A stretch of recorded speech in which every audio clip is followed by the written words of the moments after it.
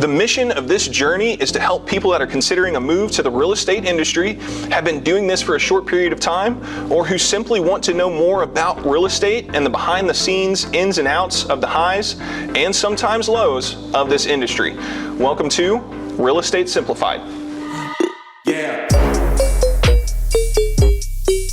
So, when you get a new buyer, what do you do with them? When somebody says, okay, Brandon, I want you to represent me to sell, to get me a house. What do you? First, I say thank you so much for trusting me in this process.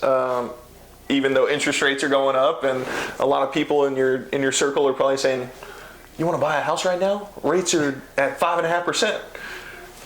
That's a whole nother conversation. But one thing that I like to do before we even start looking at houses, obviously I want to get their criteria, right? What do you think your budget is? What's kind of your dream home, ideal situation? Let's kind of look at the 10 boxes that you want checked. Is it a 3-bed? Is it a 3-bath? Is it a certain square footage? Do you want an open concept? Do you want a media room, a pool? Really understand where they're coming from. And if they say what their budget is and they say they want a pool, and in my head it's not really adding up, I'll say, well, what's so important about a pool? Well, I want to allow the kids to go to the pool during the summer when they're out of school. Like, okay, but you just told me you want a $350,000 home, so maybe that's a community pool that we're going to start looking at rather than a personal pool in your backyard.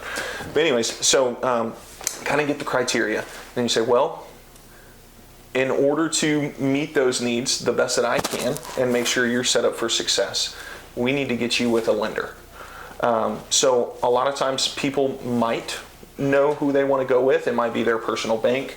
It might be somebody that they got a flyer from in the mail saying that we can get you a certain interest rate or close in 15 days, things like that. What I try to advocate for is the preferred lender that I do the majority of my business with. So why go with one of your preferred lenders rather than say, Rocket Mortgage or their bank? Yeah. Or I'm not trying to throw out any names. No.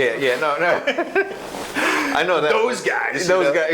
Right. Those people that are saying we can do this for you. Right, and then the interest rate actually turns out to be not that, or they don't get people on the phone when you need them to get on the phone. And that's why I advocate and I fight for my preferred lender, is because I do business with them on a regular basis. And if I'm doing business with them, that means that they haven't screwed something up.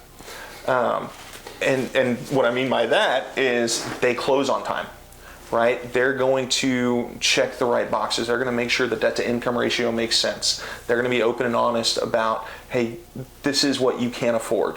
Or I know this is what you're comfortable with paying, but if you needed to, you could go above that because you have the income for that, or you don't have as much debt.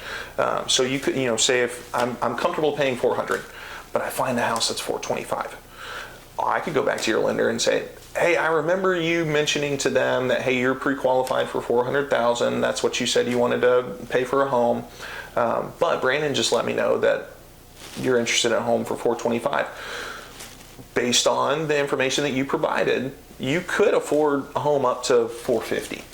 So if you're comfortable with that and this home checks all your boxes, well, you should feel comfortable being able to put an offer in for that one. So it's a lot harder to have those conversations, especially in the moment and in the immediacy that you need in this seller's market too, where homes are under contract in 5 days, 3 days, 1 day, depending on if it's a cash 3 hours, offer or 3 hours, right, 3 hours, right?